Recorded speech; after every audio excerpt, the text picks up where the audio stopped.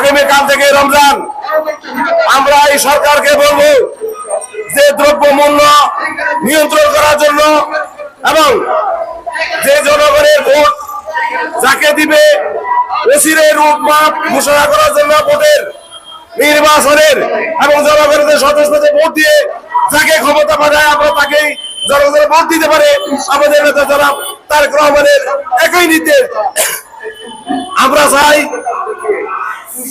যে এই সরকার রোডম্যাপ ঘোষণা করুক এবং জনগণের যে তাদের ভোট অধিকার 17 বছর থেকে বঞ্চিত তারা যেন ভোটাধিকার প্রয়োগ করতে পারে। প্রিয় ভাইয়েরা, সামনে মাহে রমজানের সকল নিত্য প্রয়োজনীয় দ্রব্যমূল্যের ঊর্ধ্বগতি রোধ করতে হবে এবং সহনীয় পর্যায়ে যেন মানুষ, শ্রমজীবী, কৃষক, শ্রমিক, রিক্সাওয়ালা, বাইসাওয়ালা সকলেই যেন তাদের নাগালের মধ্যে যেন দ্রব্যমূল্য থাকে এবং তারা যেন এই পবিত্র মাহে রমজানের রোজাগুলো যেন রাখতে পারে। এই বলে আমি আমার বক্তব্য শেষ করছি। আল্লাহ হাফেজ। বাংলাদেশ জিন্দাবাদ।